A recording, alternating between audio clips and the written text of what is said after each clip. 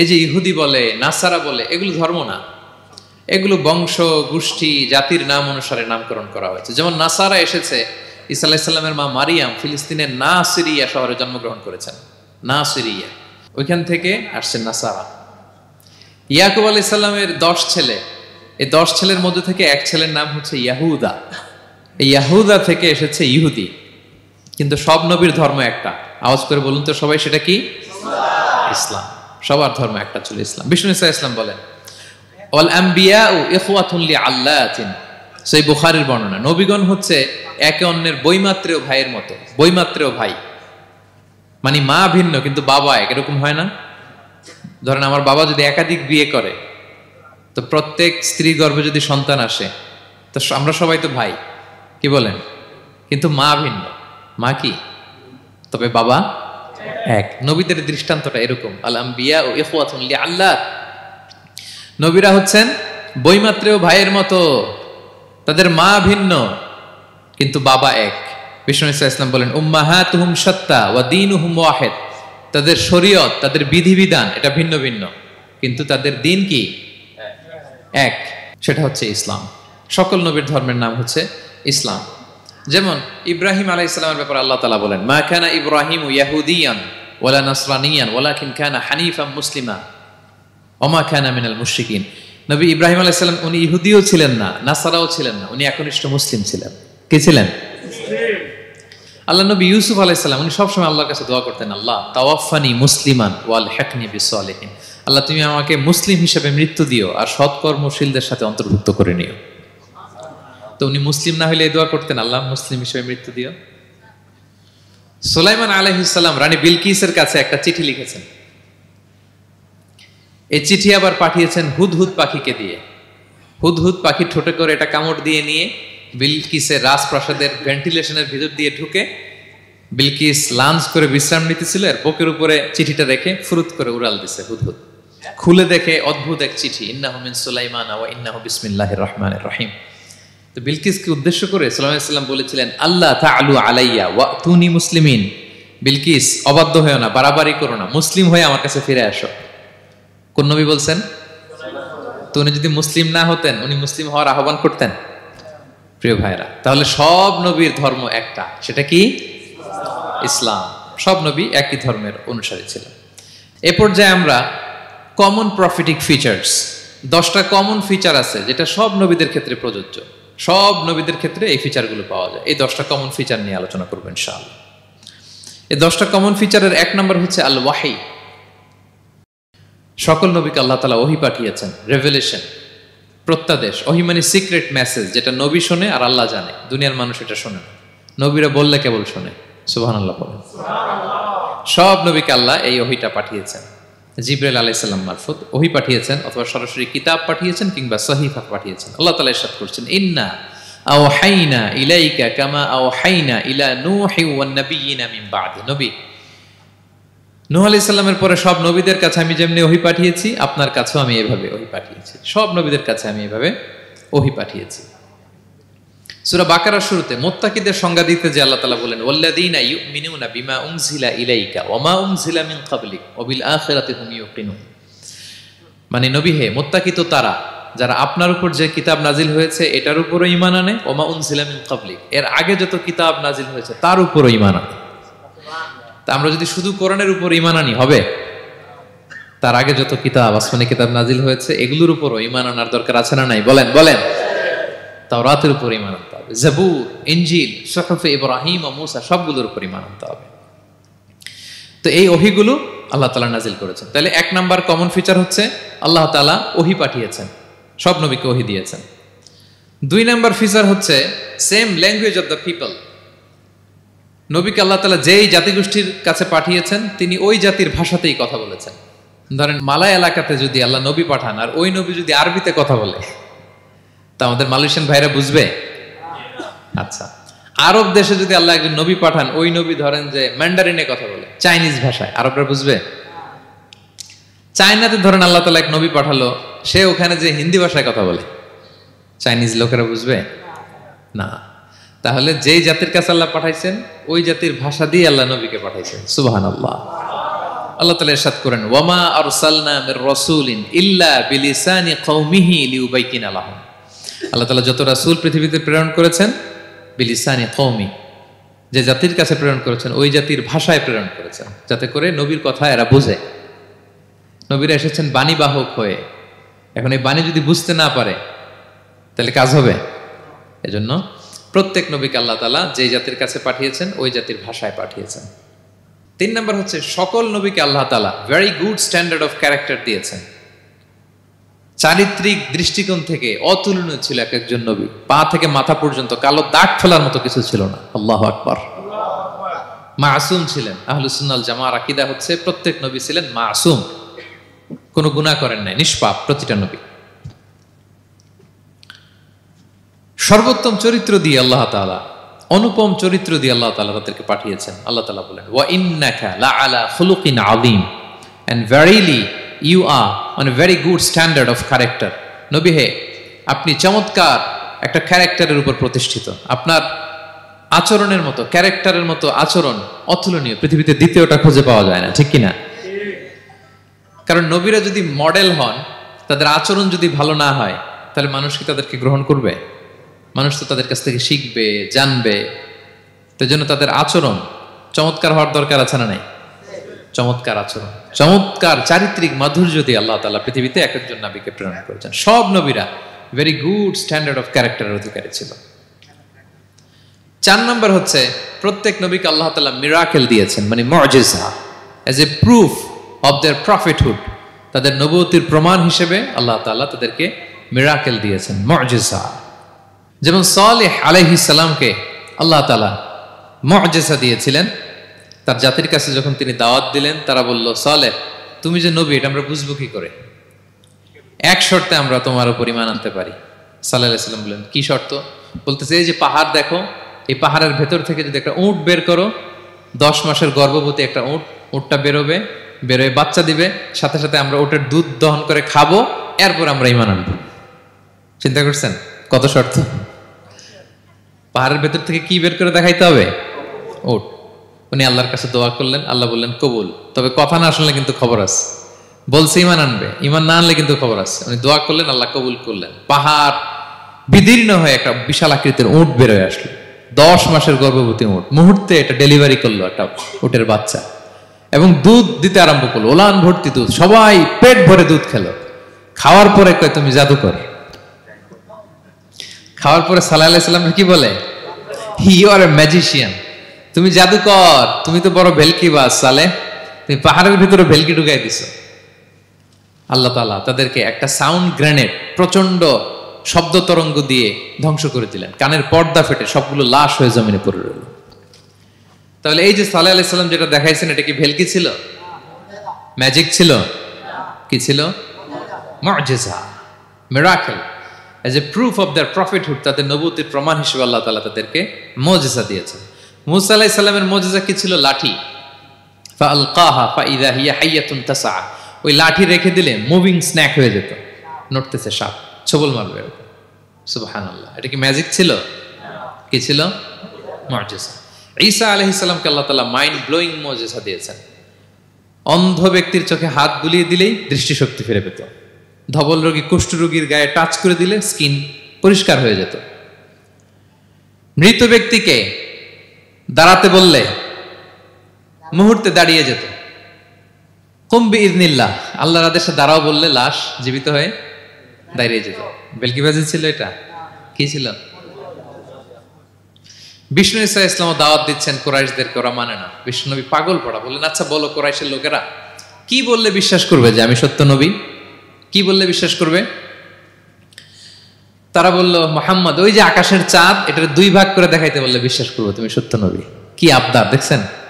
হ্যাঁ, নবীদেরকে পেয়ে মামুর বাড়ির আবদার নিয়ে আসছিল এক এক জাতিগোষ্ঠী। বলে, মুহাম্মদ আকাশের জল জলে চাঁদটাকে যদি তুমি 2 ভাগ করে দেখাতে পারো তবেই বুঝবে তুমি নবী। বিষ্ণু ইসলাম আল্লাহর কাছে দোয়া করলেন, আল্লাহ বলেন, ঠিক আছে। ইখতারাবাতিস সাআতু ওয়ানশাক্কাল কমার ওয়া ইয়ারাউ আয়াতান ইয়ারিদু ওয়া ইয়াকুলু সিহরুম মুস্তামির। বিশ্বনবী সাব্বাবা, এই আঙ্গুলের নাম কি? ইবহাম, সাব্বাবা, ওয়ুসতা, বিংসার, খিনসার। হ্যাঁ, আমরা ইংরেজি নাম ঠিকই জানি, আরবিটা জানি না। ইবহাম, সাব্বাবা, ওয়াসতা, বিংসার, খিংসার। বিষ্ণু সাব্বাবা আঙ্গুলি উঠালেন, এটা শাহাদাত আঙ্গুলি বলে আমাকে, আসলে সাব্বাবা আরবিতে। তো বিশ্বনবী এভাবে আল্লাহর নাম নিয়ে চাঁদের দিকে ইঙ্গিত করলেন, মুহূর্তে আকাশের জ্যোৎস্না বিলানো চাঁদটা দুই ভাগ হয়ে গেল। কুরাইশরা দেখে তো অবাক। বিষ্ণু বললেন, এবার কথা অনুযায়ী ঈমান আনো। বলে, Muhammad you are a magician. Muhammad তুমি বড্ড বড় জাদুকর, তুমি চাঁদের মধ্যে জাদু লাগাই ফেলছো। নাউযুবিল্লাহ মিন যালিক। তাহলে আল্লাহ তাআলা age a proof of their prophethood, তাদের নবুয়তের প্রমাণ হিসেবে প্রত্যেক নবীকে কি দিয়েছেন?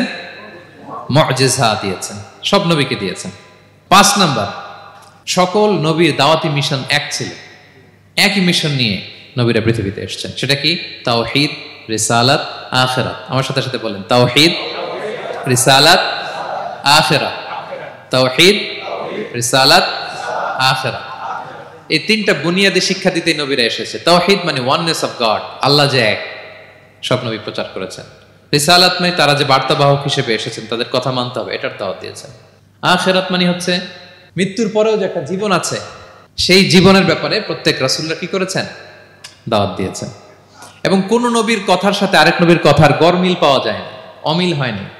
আচ্ছা বলেন তো, কখনো কি হয়েছে কোন এক নবী এসে বলছে যে মৃত্যুর পরে একটা জীবন আছে, আরেক নবী এসে বলছে না, মনে হয় নাও থাকতে পারে? বলছে? এক নবী এসে বলছে আমাদের স্রষ্টা আল্লাহ তাআলা তিনি একজন, আরেকজন বলছে না একজন না, 2-3 জন হইতে পারে। এক নবী এসে বলছে ভালো করলে জান্নাত, খারাপ করলে জাহান্নাম, আরেক নবী এসে বলছে না, জান্নাত জাহান্নাম বলতে কিছু নাই। হইছে? হইছে? কোন নবীর কথার সাথে কোন নবীর কথার কোনো বৈপরীত্য নাই, কারণ প্রত্যেক নবীরা মন গড়া কিছু বলতেন না। ওমা ইয়ান্তিকু আনিল হাওয়া ইন হুয়া ইল্লা ওয়াহয়ুন ইউহা। নবীরা কথা বলতেন একটা হেডকোয়ার্টার থেকে তথ্য পেয়ে। ওই হেডকোয়ার্টারটা কার? আল্লাহ। ওই হেডকোয়ার্টার থেকে যে ইনফরমেশন আসতো সেটার আলোকে নবীরা কথা বলতেন, বানিয়ে কিছু বলতেন না। সব নবীরা দাওয়াত দিয়েছেন, ইয়া কওমি ইবুদুল্লাহ মা লাকুম মিন ইলাহিন গায়রু। হে আমার জাতির লোকেরা, এক আল্লাহর ইবাদত করো, আল্লাহ ছাড়া অন্য কারো ইবাদত করো না। সব নবীরা বলেছেন ইন্নী লাকুম রাসূলুন আমিন, নিশ্চয় আমি তোমাদের কাছে বিশ্বস্ত রাসূল হিসেবে প্রেরিত হয়েছি। সব নবীরা বলেছেন ইয়াউমা লা তামলিকু নাফসুন লিনাফসিন শাইআ ওয়াল আমরু ইয়াউমা ইযিল লিল্লাহ। এমন এক দিনের মুখোমুখি হতে হবে কেউ কারো উপকার করতে পারবে না। নেতা কর্মীর উপকারে আসবে না, কর্মী নেতার উপকারে আসবে না, পীর সাহেব মুরিদের উপকারে আসবে না, মুরিদ পীর সাহেবের উপকারে আসবে না, হাজবেন্ড ওয়াইফের কিছু করতে পারবে না, ওয়াইফ হাজবেন্ডকে কিছু করে দিতে পারবে না। দিনটা বড্ড ভয়ঙ্কর। সব নবীর এই তিনটা দাওয়াত দিয়েছেন, তাওহীদ, রিসালাত, আখিরাত। তার মানে সব নবীর দাওয়াতি মিশন এক, এক অভিন্ন দাওয়াতি মিশন নিয়ে তারা পৃথিবীতে এসেছেন। 6 নাম্বার, এই পৃথিবীতে যত রাসূল এসেছে, নবী এসেছে, তারা প্রত্যেকে মানুষ ছিলেন। কি ছিলেন? নাকি জিন ছিল? ফেরেশতা? প্রেরিত সব নবীরা কি ছিল? মানুষ ছিল। মক্কার কুরাইশরা বলতো মা লিহাযা রাসূলি ইয়াকুলু আত-তাআমা ওয়া ইয়ামশি ফিল আসওয়াক। ব্যাপার কি, মুহাম্মদ আবার কেমনে রাসূল হয়?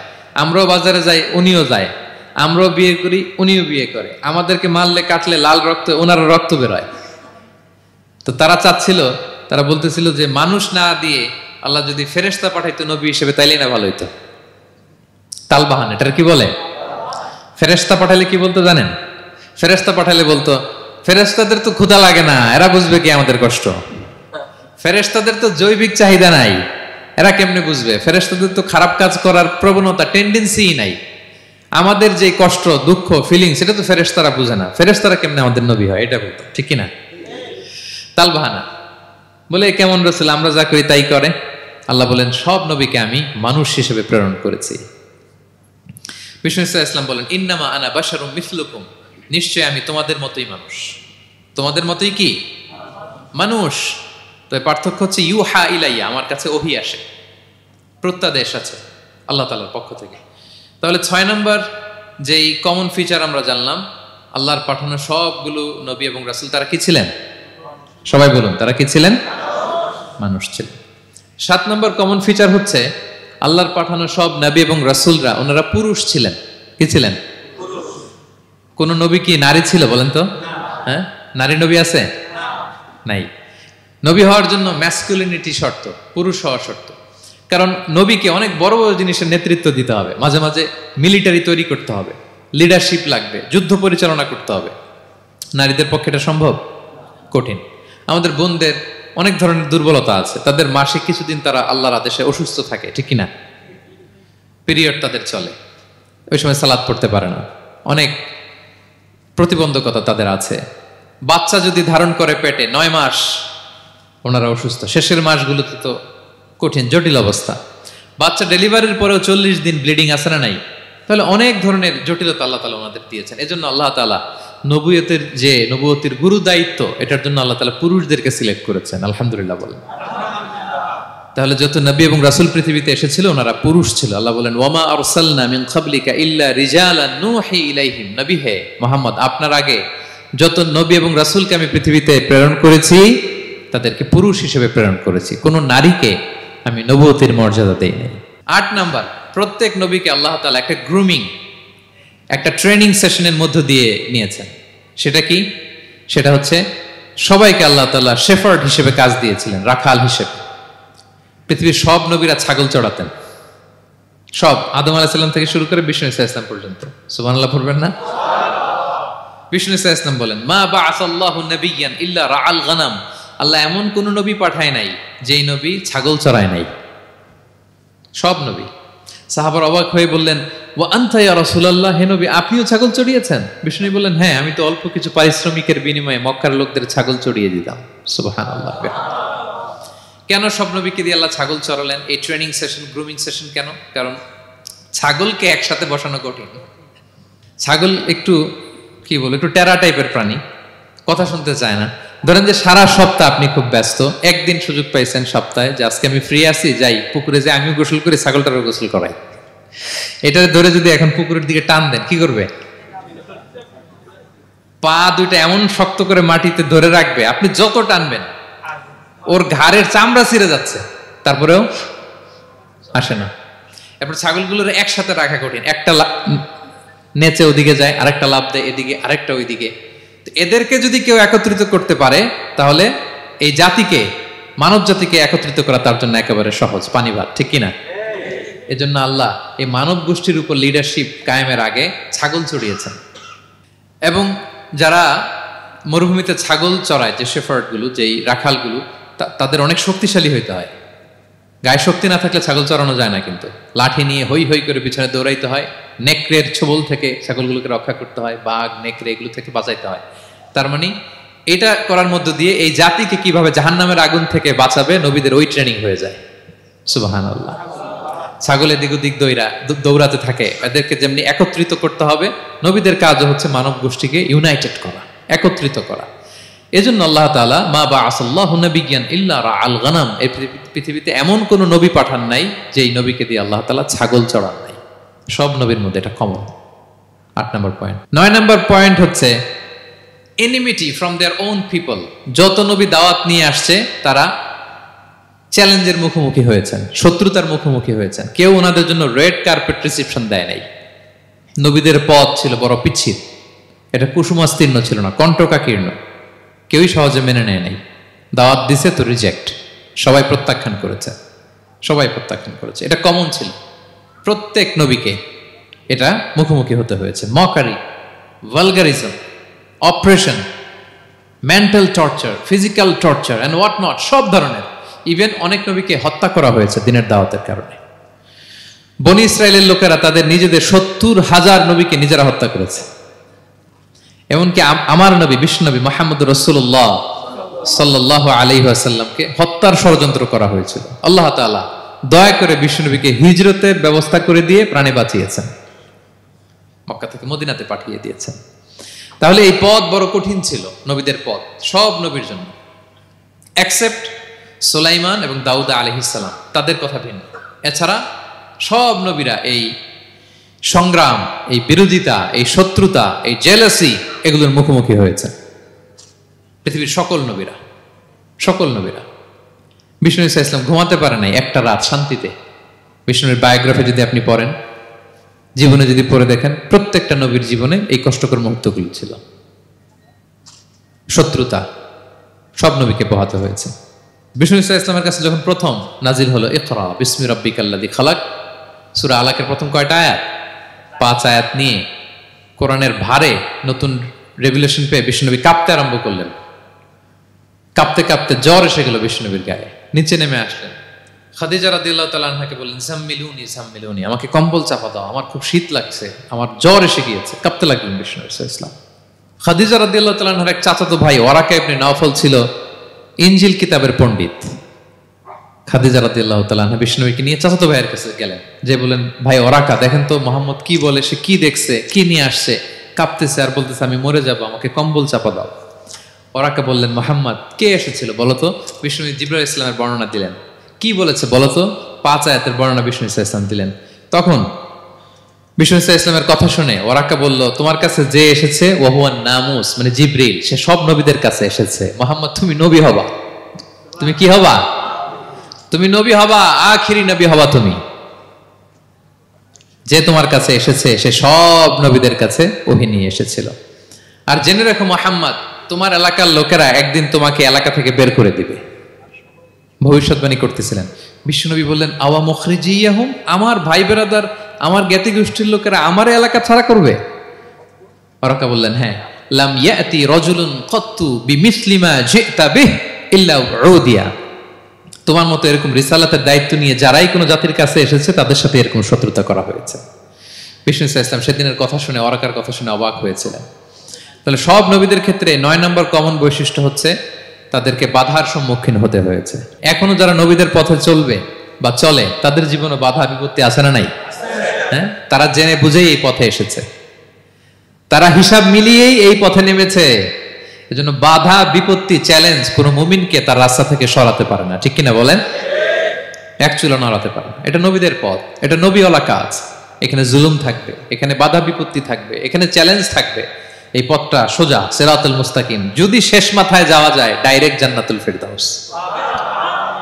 আলহামদুলিল্লাহ। তাহলে সব নবীরা বাধার সম্মুখীন হয়েছে। 9টা কমন ফিচার গেল।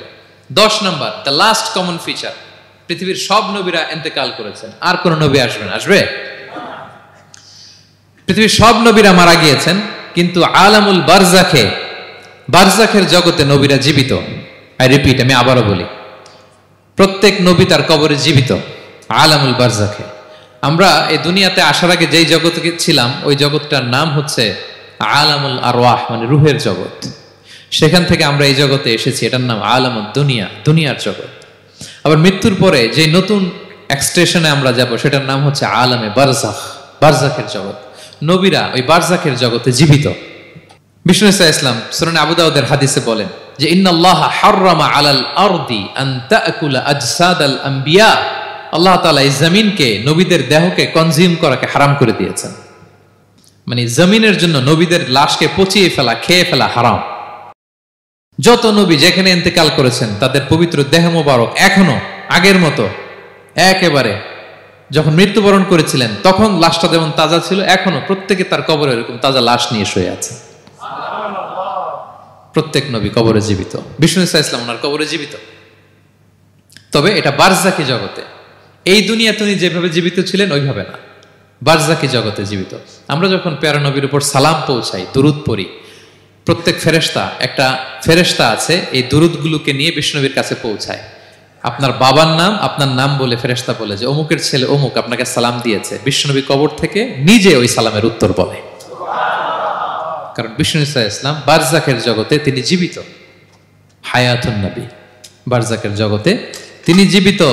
আরেক হাদিসে বিষ্ণু ইসলাম বলেন, আল আম্বিয়া ও আহিয়াউন ফি কুবুরিহিম ইউসাল্লুন, নবীরা তাদের কবরে জীবিত, সেখানে তারা সালাত আদায় করে। নবীরা তাদের কবরে কি করে? সালাত আদায় করে। তাহলে এই 10টা হচ্ছে কমন ফিচার্স এবং প্রফিটস। সব নবীদের মধ্যে এই বিষয়গুলো পাওয়া যায়। সর্বশেষ পয়েন্ট হচ্ছে lessons from the life of the profits. এত নবী রাসূল যে আল্লাহ তাআলা আমাদের হেদায়েতের জন্য পাঠালেন, তাদের জীবনী থেকে আমাদের জন্য শিক্ষা কি, লেসন কি, এটা জানার দরকার আছে না নাই? বলেন, কি লেসন আমরা নিব? অনেক লেসন আছে, আমি সংক্ষিপ্ত পরিসরে 2-1টা বলি। আমি আমার মিজানুর রহমান আজহারি ভেরিফাইড ইউটিউব চ্যানেলে প্রফেট সিরিজ নামে একটা সিরিজ করেছি, 25 পর্বের। কোরআনে কয়জন নবীর নাম উল্লেখ হয়েছে? 25। আর আমার চ্যানেলে কয় পর্ব? তার মানে 25 জন নবীর ব্যাপারে আমি ওয়েল ডকুমেন্টেড ম্যানারে একাডেমিকলি আলোচনা করেছি। আপনারা শুনবেন, আপনাদের জন্যই করেছি, শুনবেন আপনারা। এবছর 21শে বইমেলায় আপনারা শুনেছেন আমার একটা বই প্রকাশিত হয়েছে, বইয়ের নাম হচ্ছে জেগে ওঠো আবার। এটা আমি নিজে লিখেছি।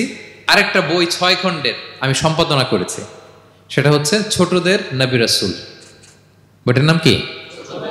ছোটদের নবী রাসূল। সত্যায়ন প্রকাশন থেকে 6 পর্বের খুব চমৎকার গ্রাফিক্যাল ইউজার ইন্টারফেস দিয়ে আপনার সোনামণিরা, বাচ্চারা তারা জেনে যাবে যে তাদের আসল আইকন কারা, তাদের আসল সুপার হিরো কারা, তাদের অনুসরণীয় অনুকরণীয় ব্যক্তিত্ব হবে কারা। এই বইটা লিখতে, সম্পাদনা করতে আমাদের অনেক চ্যালেঞ্জ আমরা ফেস করেছি, কারণ এটা আপনাদের জন্য লিখি নাই, লিখছি কাদের জন্য? বাচ্চাদের জন্য। সো আমি বাচ্চাদেরকে গল্প শোনাচ্ছি এরকম একটা ভাব নিয়ে লিখেছি। আমি বারবার ভেবেছি যে আমার ছোট্ট মেয়েটাকে যদি আমি শোনাই, ওকে বুঝাইলে ও কিভাবে বললে বুঝবে। গল্পের মতো করে খুব রস দিয়ে, আনন্দ দিয়ে প্রতিটা বাক্য এভাবে সাজানো হয়েছে। 6 খণ্ডের ছোটদের নবী রাসূল সিরিজ, যদি সুযোগ হয় আপনারা সংগ্রহ করবেন। বড়দের নিয়েও আমরা নবী রাসূলদের উপর আমাদের সামনে কাজ আসবে, আমরা জানাবো। তো আজকের এই কায়েত ফাউন্ডেশন বাংলাদেশের এই প্রোগ্রামে সর্বশেষ যে পয়েন্টটা আপনাদের সামনে আমি উপস্থাপন করতে চাই, সেটা হচ্ছে lessons from the life of the profits. নবী রাসূলদের জীবনী থেকে আমাদের জন্য কি শিক্ষা। 25 জন নবীকে কভার করা সম্ভব হবে না, আমি সেখান থেকে মাত্র 7 জন নবীর জীবনী থেকে 7টা শিক্ষা 7 মিনিটে বলে আমরা শেষ করে দেব ইনশাআল্লাহ বিইذنিল্লাহ। প্রথমে আমরা শুনবো সাইয়েদনা আদম আলাইহিস সালামের জীবনী থেকে শিক্ষা। পৃথিবীর প্রথম নবী কে ছিল বলেন তো? আদম আলাইহিস সালাম। আমরা যেমনি আমাদের শৈশব ছিল, কৈশোর ছিল, যৌবন, তারপর বার্ধক্যের দিকে যাচ্ছি, ওনার কি এরকম ছিল? আদম আলাইহিস সালামের শৈশব ছিল না? ছিল? কৈশোর ছিল? কনফিউশনে পড়ে গেছে। ছিল? ছিল না। মজার ব্যাপার হচ্ছে ওনার শৈশব কৈশোর ছিল না, ওনাকে আল্লাহ সৃষ্টি করতে যুবক করে সৃষ্টি করছে। সুবহানাল্লাহ, এত আসতে কেন? সৃষ্টি করতেই যুবক, 60 হাত লম্বা। কয় হাত? 60 হাত লম্বা করে তৈরি করছেন আদম আলাইহিস সালামকে। আপনারাও যারা জান্নাতে যাবেন 60 হাত লম্বা হয়ে ঢুকবেন, 33 বছরের যুবক হয়ে ঢুকবেন। 80 বছর বয়সে মারা গেল, কত বছর বয়সে ঢুকবেন? গালে কোনো দাড়ি থাকবে না।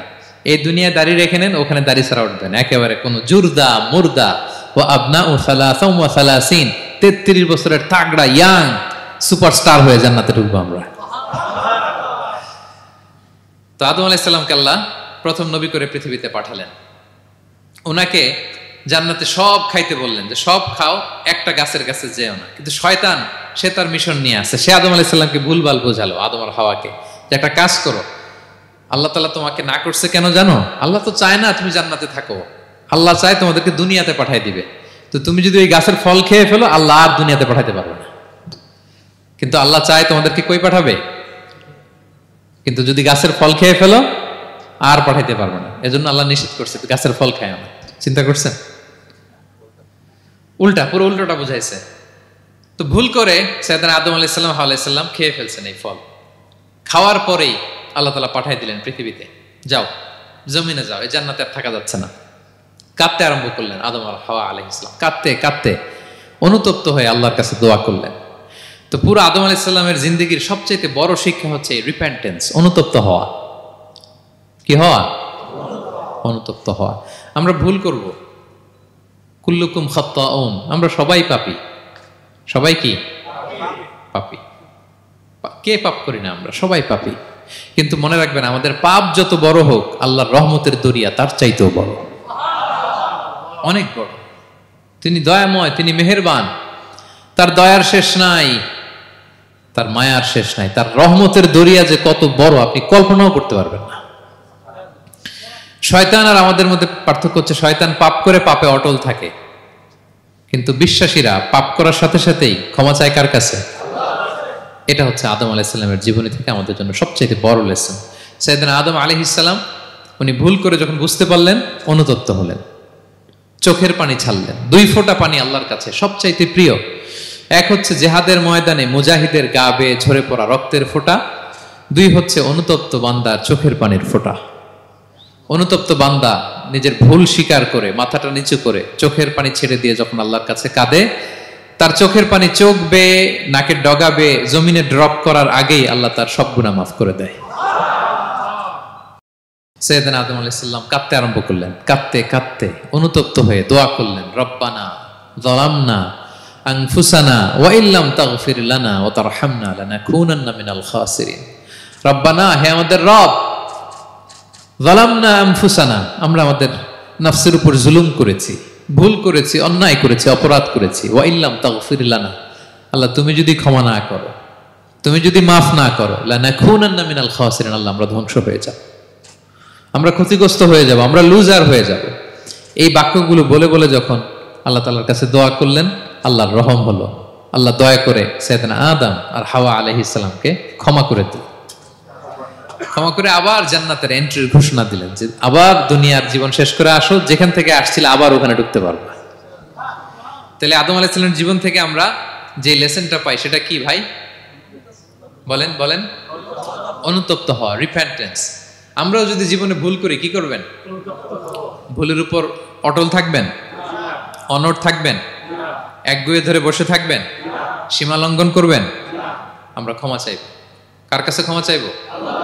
ক্ষমা দেওয়ার জন্য তিনি বসে থাকেন। শেষ রাতে আল্লাহ প্রথম আসমানে চলে আসেন।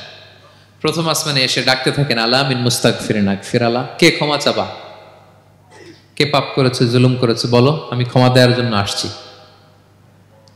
আলা মিন মুস্তারজিকিন আরযুকালা, কার রিজিকের দরকার, কার চাকরি নাই, কার ব্যবসা মন্দা, আমার কাছে চাও, আমি আল্লাহ বাড়িয়ে দেব। কার কি লাগবে বল, আমি দেব। আল্লাহ তাআলা দেওয়ার জন্য আসছে, আমি নেয়ার জন্য উঠতে পারি না। আমরা যেন আল্লাহ তাআলার কাছে চাই বেশি বেশি, এবং ভুল করলে যেন আমরা অনুতপ্ত হই। ভুল করলে আমরা কি হব? সাইয়েদনা আদম আলাইহিস সালামের জীবন থেকে আমরা এটা শিখলাম। 2 নম্বরে সাইয়েদনা নূহ আলাইহিস সালামের লাইফ থেকে আমরা কি শিখি? ওনার লাইফ থেকে আমরা শিখি হচ্ছে কনসিস্টেন্সি, মানে লেগে থাকা। ভালো কাজের জন্য কি করা? লেগে থাকা। উনি 950 বছর দাওয়াত দিয়েছিলেন ওনার জাতিকে। কয় বছর বলেন তো? 950 বছরের দাওয়াতি কার্যক্রমের ফলে উনি ফলোয়ার জোটাইতে পারছেন কয়জন জানেন? 80 জন। কয়জন? 80 জন। এরাই আমাদের পূর্বপুরুষ। আমরা পৃথিবীর সবাই কিন্তু এদেরই নাতিপুতি। এই 80 জনকে নিয়ে উনি নৌকার উপর উঠছিলেন, কিস্তির উপর। আর বাকিটা তো মহাপ্লাবন দিয়ে আল্লাহ ধ্বংস করে দিয়েছেন। ওই 80 জন আবার জমিনে এসে জমিন আবাদ করা শুরু হলো, ওখান থেকে পৃথিবীর সকল মানুষ। সুবহানাল্লাহ। উনি বলেন, ক্বালা রাব্বি ইন্নী দাআউতু কওমি লাইলান ওয়া নাহারা, আল্লাহ আমি দিন রাত এক করে আমার জাতি গোষ্ঠীকে দাওয়াত দিয়েছি। ফালাম ইয়াজিদহুম দুআই ইল্লা ফিরারা, কিন্তু আমারে দেখলে লোকগুলো ভেগে ভেগে যায়। আর কি করে? আমার কথা যেন শুনতে না হয়, এরা কানে আঙ্গুল দিয়ে রাখে আর মুখে কাপড় পেঁচিয়ে রাখে। নূহ আলাইহিস সালাম তারপরও থামতেন না, কন্টিনিউয়াস দাওয়াতি কাজ। লোকজন নূহ আলাইহিস সালামকে পিটিয়ে আধামরা করে কাঁথা দিয়ে পেঁচিয়ে পাহাড়ে রেখে আসতেন। ওইখান থেকে এসে নূহ আলাইহিস সালাম আবার দাওয়াত দিতে শুরু করতেন। What a consistency! কিভাবে লেগেছিলেন! 950 বছর তিনি দাওয়াত দিয়েছেন, মাত্র 80 জন ফলোয়ার হয়েছিল। তাহলে আমরা অল্প দাওয়াতি কাজ করেই আমরা হতাশ হয়ে যাই। হায় রে, আমার কথা শুনলো না, হায় রে আমার কথা পৌঁছাইল না, হায় রে আমার কাছে এসে কেউ মুসলিম হইল না, হায় রে আমার কথা। অস্থির। আপনার কাজ হচ্ছে পৌঁছে দেওয়া, আপনার কাজ হচ্ছে কোরআনের কথা মানুষকে বলা। এটা দিয়ে কতটুকু কি হবে এটার ফয়সালা কার? তাহলে নূহ আলাইহিস সালামের জীবনী থেকে আমাদের শিক্ষা হচ্ছে কনসিস্টেন্সি। 950 বছর উনি লাগাতার দাওয়াত দিয়েছেন, থামে নাই, হতাশ হয় নাই, হাল ছাড়া নাই। নবীরা কখনো হাল ছাড়ে না। সুবহানাল্লাহ পড়ে। 3 নাম্বার, ইব্রাহিম আলাইহিস সালামের জীবনী থেকে আমাদের জন্য শিক্ষা হচ্ছে ওবিডিয়েন্স, আনুগত্য। কি করে আল্লাহ তাআলার কাছে আনুগত্য করতে হয়। আল্লাহু আকবার। আমি মনে হয় 1 ঘন্টার উপরে আলোচনা করেছি আমার প্রফেট সিরিজ ইব্রাহিম আলাইহিস সালামের জীবনী নিয়ে। ওনার পুরো জীবনটা, আল্লাহ কোনো কিছু বলতে দেরি, আল্লাহর আদেশের সামনে মাথা পেতে দিতে ইব্রাহিম আলাইহিস সালামের দেরি হয়নি। আল্লাহ বলছেন আসলিম, ওয়া ইয ক্বালা রাব্বুহু আসলিম ক্বালা আসলামতু লিরাব্বিল আলামিন। হে ইব্রাহিম সারেন্ডার, সারেন্ডার। সুবহানাল্লাহ। ইব্রাহিম আনুগত্য করো, আল্লাহ আনুগত্য করছি। ওনার সন্তান হয় না 86 বছর বয়সে একটা সন্তান দিলেন আল্লাহ তাআলা। আমাদের এখানে কার বয়স কত? সর্বোচ্চ বয়স কত আছি আমরা? এদিকে 60 বছরের উপর তো কেউ নাই, ঠিক কিনা? 86 বছর বয়সে আল্লাহ সন্তান দিয়েছেন ইসমাঈল আলাইহিস সালাম। কত বছর বয়সে? সন্তানটা আদরের নাকি আদরেন না? শেষকালে একটা সন্তান পেলেন 86 বছর বয়সে। ইব্রাহিম আর হাজেরার ঘরকে উজাড় করে ফুটফুটে এক সন্তান ইসমাঈল আলাইহিস সালাম আসলেন। ভালোবাসা আদর যেন ঠিকরে পড়ে, এত গদগদ ভালোবাসা। এবার বললেন, যাও হাজেরা আর দুধের সন্তান ইসমাইলকে মরুভূমিতে ফেলে দিয়ে আস। বলতে দেরি, রেখে আসতে দেরি নেই। এটাই হচ্ছে ইব্রাহিম আলাইহিস সালামের আনুগত্য। দুধুমরু প্রান্তরে হাজেরা আর ইসমাইল আলাইহিস সালামকে রেখে আসলেন। চলে আসলেন, বুকটা ফেটে চৌচির। 86 বছর বয়সে একটা দুধ সন্তান পেলাম, দুধের বাচ্চা আমার স্ত্রী সহ মরুভূমিতে রেখে আসলাম। রেখে আবার থাকাও যাবে না, যাও তুমি ফিলিস্তিনে, এরা থাকবে মক্কায় মরুভূমির মাঝখানে। পরে আল্লাহ জুরহুম কওমের মাধ্যমে এদেরকে পানি, জামজাম অনেক কিছু দিলেন। লম্বা ঘটনার দিকে যাচ্ছে। এরপর হৃদয় যখন ফেটে চৌচির হয়ে যায়, তখন আল্লাহ তাআলা বলেন, ঠিক আছে যাও, যা একটু ছেলেরা দেখে আসো। এবার যে দেখে ছেলেরা আরো মায়া লাগে, কারণ একটু বড় হয়েছে তো, এবার দৌড়াইতে পারে, হাঁটতে পারে। সুবহানাল্লাহ বলেন। এবার যখন দৌড়াইতে পারে, হাঁটতে পারে, আব্বু আব্বু বলে ডাকতে পারে, মায়াটা যখন একটু গাঢ় হয়েছে, আল্লাহ বলে এবার ছেলেরা জবাই কর। দেখছেন কি পরীক্ষা? 86 বছর বয়সে সন্তান পেল, রেখে আসলো মরুভূমিতে। একটু বড় হইল, দেখা করতে গেল, এবার বলে জবাই করো। জবাই করো বলতে দেরি, ছুরি চালাতে দেরি হয়নি। কুরবানির ইতিহাস, লম্বা ইতিহাস, দিকে যাব। এরপরে আল্লাহ কবুল করলেন। এরপরে বললেন, বাপ বেটা মিলে মরুভূমির মধ্যে ঘেমে ঘেমে একটা ঘর বানাও। এরপরে ঘোষণা দাও মানুষকে, যেটা আমার ঘর। বাপ বেটা মিলে কষ্ট করে একটা ঘর বানালেন। এবার বললেন, আজান দাও, ঘোষণা দাও, সবাই যেন এখানে আসে। আল্লাহ কারে ঘোষণা দিব? কেউ তো নাই। বলতেছে, তুমি ঘোষণা দাও, এই ঘোষণার শব্দ পৃথিবীর সব মানুষের কর্ণকুহরে আমি আল্লাহ নিজ দায়িত্বে পৌঁছে দেব। আমরা যারা রুহের জগতেও তখনও ছিলাম, যারা লাব্বাইক বলতে পেরেছি, তাদের ঠিকই নসিবে ওই কাবা ঘর জিয়ারতের নসিব হয়ে যাবে। উনি ঘোষণা দিলেন, দেখেন কেউ নাই, ধুধুমরু প্রান্তর। আজকের মক্কাকে কল্পনা করেন তো কি অবস্থা। এই রমজানের লাস্ট 10 days অফ রমাদান আপনি জায়গা পাবেন? হজের চেয়েও বেশি মানুষ। কিভাবে আল্লাহ কবুল করেছেন, কিভাবে আনুগত্য, সাবমিসিভনেস, নিজেকে আল্লাহর কাছে পুরো সুপর্দ করা, এর নমুনা সাইয়েদনা ইব্রাহিম আলাইহিস সালাম পেশ করেছেন। তাহলে সংক্ষিপ্ত কথা হচ্ছে, আল্লাহ নবী ইব্রাহিম আলাইহিস সালামের জীবনী থেকে আমাদের জন্য শিক্ষা হচ্ছে অবিডিয়েন্স, আনুগত্য। কিভাবে আল্লাহর আদেশের সামনে মাথা পেতে দিতে হয়। পারা যাবে তো? হ্যাঁ, ওই ইব্রাহিম আলাইহিস সালামের রক্ত আমাদের দেহে বহমান। আমরাও নবী ইব্রাহিমের উত্তরসূরি। নবী ইব্রাহিমের আলাইহিস সালামের মতো আমরাও ইসলামের জন্য জীবন বিলিয়ে দেওয়ার দরকার আছে না নাই? বলেন বলেন। শক্ত পদে আমাদেরকেও এরকম স্যাক্রিফাইসের মেন্টালিটি অর্জন করতে হবে। অবিডিয়েন্স, আনুগত্যের শিক্ষা আমরা নবী ইব্রাহিম আলাইহিস সালামের কাছ থেকে পাই। 4 নম্বর, ইয়াকুব আলাইহিস সালাম, ওনার জীবনী থেকে শিক্ষা হচ্ছে পেশেন্স, ধৈর্য। আমাদের অনেকের ধৈর্য নাই, আমরা অস্থির, অল্পতে ধৈর্য হারাই ফেলি। ধৈর্য এমন একটা গাছ, এই গাছের সারা গায়ে অনেক কাঁটা, কিন্তু এই গাছের ফল বড্ড মিষ্টি। ধৈর্য এমন একটা গাছ, গাছের সারা গায়ে কি, কিন্তু ফলটা। ইয়াকুব আলাইহিস সালামের কলিজার টুকরা ইউসুফ আলাইহিস সালামকে ভাইয়েরা মেরে আহত করে কুয়ায় ফেলে দিছে। কুয়া থেকে নিয়ে মিশরে বিক্রি করে দিছে। এখন এতিম হয়ে আরেক জায়গায় থাকে, বাবার কলিজা ফেটে যায়, ছিঁড়ে যায়, কিন্তু কাউরে বিচার দেয় না, কাউরে কিছু বলে না। উনি বলে, ইন্নামা আশকু বাসি ওয়া হুজনি ইলাল্লাহ, আমার দুঃখ, কষ্ট, মনের জ্বালার যন্ত্রণা আমি একজনের বলি, তিনি কে? আল্লাহ। ধৈর্য ধারণ করলেন।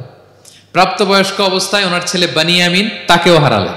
আবার বলে, আমি কাউরে বিচার দিই না, একজনের বলে, তিনি কে? আল্লাহ। এই 2 ছেলের শোকে কাঁদতে কাঁদতে অন্ধ হয়ে গেলেন। আল্লাহু আকবার। সাইয়েদনা ইয়াকুব আলাইহিস সালাম একবারে ধৈর্য হারা হন নাই। তাহলে আল্লাহ নবী ইয়াকুব আলাইহিস সালামের জীবনী থেকে আমাদের জন্য শিক্ষা হচ্ছে পেশেন্স। বিপদে আমরা কি ধরবো? ধৈর্য ধারণ করব। 5 নম্বরে, ইউসুফ আলাইহিস সালামের জীবনী থেকে আমাদের শিক্ষা হচ্ছে, he is the archetype of good character, উন্নত চরিত্রের মডেল। আমার যুবক ভাইয়েরা, কায়েত ফাউন্ডেশন বাংলাদেশের আজকের ইফতার প্রোগ্রামে যুবক যারা এসছো, তোমাদের জন্য শিক্ষা আর্কিটাইপ অফ গুড ক্যারেক্টার, চরিত্র কিভাবে হেফাজত করতে হয়, এর মডেল, প্রেরণার বাতিঘর, তাগড়া যুবক, পৃথিবীর সবচাইতে সুন্দর পুরুষ ইউসুফ আলাইহিস সালাম। তাকে দেখে ওই সময়ের আরেক বিশ্ব সুন্দরী জুলাইখা প্রেমে মাতোয়ারা, গোপন কক্ষে নিয়ে প্রেম নিবেদন করেছে, বলেছে ইউসুফ কাক পক্ষে টের পাবে না। আল্লাহ নবী ইউসুফ আলাইহিস সালাম এটাকে প্রত্যাখ্যান করলেন। জোরাজুরি করলো, প্রত্যাখ্যান করলেন। মারধর করা হলো, প্রত্যাখ্যান করলেন। সবশেষে আলটিমেটাম দিল, যদি আমার কথা মতো না চলো জেলখানায় ভরবো। উনি বললেন ক্বালা রাব্বিস সিজনু আহাব্বু ইলাইয়া মিম্মা ইয়াদউনানি ইলাই। আল্লাহ, এই পাপের কাজের চেয়ে জেলখানাই আমার জন্য ভালো। বিনা অপরাধে বিনা দোষে এক যুগ মিথ্যা অপবাদে কারাবন্দী ছিলেন সাইয়েদনা ইউসুফ আলাইহিস সালাম। তারপরেও চরিত্রের ব্যাপারে এক বিন্দুও কম্প্রোমাইজ করেন। যুবক ভাইরা, চরিত্র বড় দামি সম্পদ। সম্পদ গেলে সম্পদ আসে, স্বাস্থ্য গেলে স্বাস্থ্য আসে, একবার চরিত্র নষ্ট হলে ওই চরিত্র আর ফিরে পাওয়া যায় না।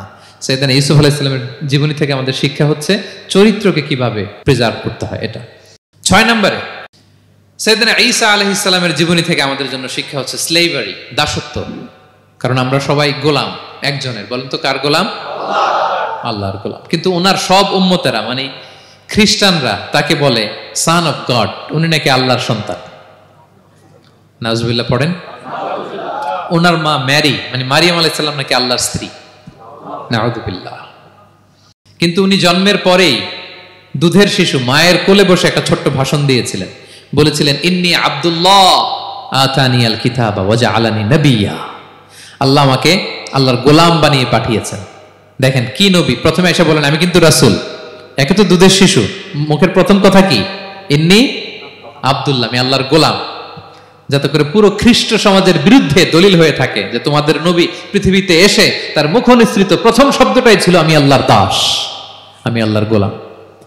এবং উনাকে ওনার মাকে আল্লাহ স্পেশাল ইন্টারোগেট করবেন কিয়ামতের দিন। ঈসা, মারিয়াম, তোমরা কি বলে আসছিলা যে তুমি আমার বউ আর তুমি আমার সন্তান? ওনারা কাচুমাচু করে থার করে কাঁপবে আল্লাহর সামনে, কারণ এটা শিরকের প্রশ্ন। তারা বলবে আল্লাহ, আমরা যদি বলতাম আপনি তো জানতেন, আপনি যা শিখিয়েছেন আমরা তাই বলেছি।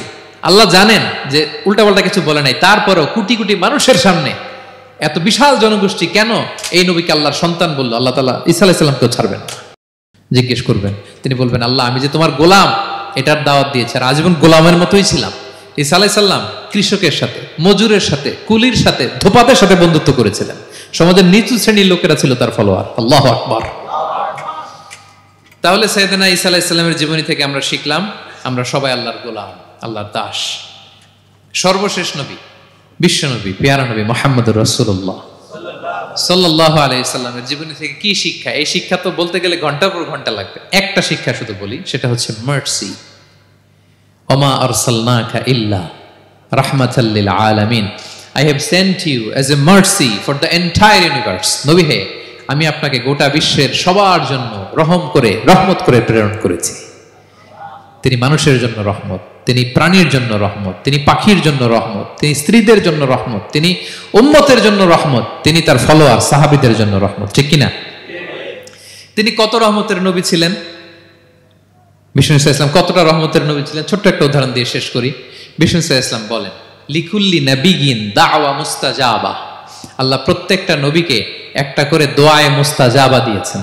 মানে এমন দোয়া, এই দোয়া করতে দেরি কিন্তু দোয়া কবুল হতে দেরি হয়।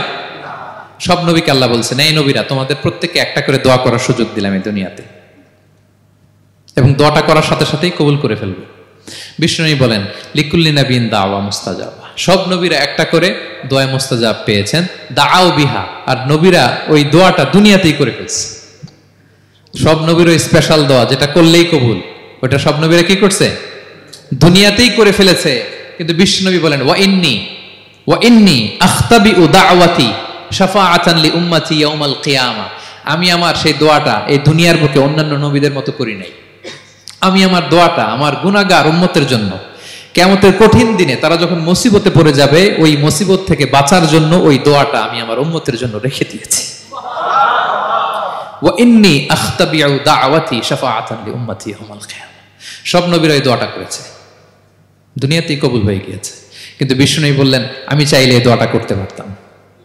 তায়েফের ময়দানে বিষ্ণুনবী ওই দোয়া করলে বিষ্ণুনবীর গা দিয়ে রক্ত ঝরে না। কুরাইশদের সাথে বিষ্ণুনবীর 3 বছর জেল খাটা লাগে না। মদিনাতে বিষ্ণুনবী অনেক না খেয়েছিলেন, পেটে পাথর বেঁধেছিলেন, দোয়া করলে জান্নাত থেকে খাবারের বস্তা চলে আসতো, মুহূর্তেই কবুল। জীবনের কোনো কঠিন পরিস্থিতিতে বিষ্ণুনবী এই দোয়াটা করে নাই। বিষ্ণু বলেন আমি আমার এই দোয়াটা স্পেশালি আমার গুনাহগার উম্মতের জন্য রেখে দিয়েছি। কিয়ামতের কঠিন ময়দানে আমার গুনাহগার উম্মত যখন বিপদে পড়ে যাবে, তাদেরকে ওই বিপদ থেকে বাঁচানোর জন্য ওই দোয়াটা আমি প্রিজার্ভ করে দিয়েছি। বিষ্ণু ইসা ইসলাম আমার জন্য এই দোয়াটা রেখে দিয়েছে। প্রিয় ভাইয়েরা, এই দোয়াটা আপনার জন্য রেখে দিয়েছেন। বিশ্বনবী দোয়াটা আমাদের জন্য রেখে দিয়েছেন। চাইলে এই দুনিয়াতে এই দোয়াটা করতে পারতেন, করেন নাই। সব নবীরা করে ফেলেছেন। এজন্য বিশ্বনবীকে বলা হয়েছে, ওমা আরসালনাকা ইল্লা রাহমাতাল লিল আলামিন। নবী হে, I have sent you as a mercy for the entire universe. গোটা বিশ্বের জন্য আপনাকে আমি রহমত করে প্রেরণ করেছি। আপনি রহমতের নবী, আপনি দয়ার নবী, মায়ার নবী। বিশ্বনবীর জীবনী থেকে শিক্ষা হচ্ছে আমরাও যেন আমাদের অধীনস্থ যারা আছে তাদের প্রতি যেন রহমদিল হই। আমরা আমাদের প্রতিবেশীদের প্রতি যেন রহমদিল হই।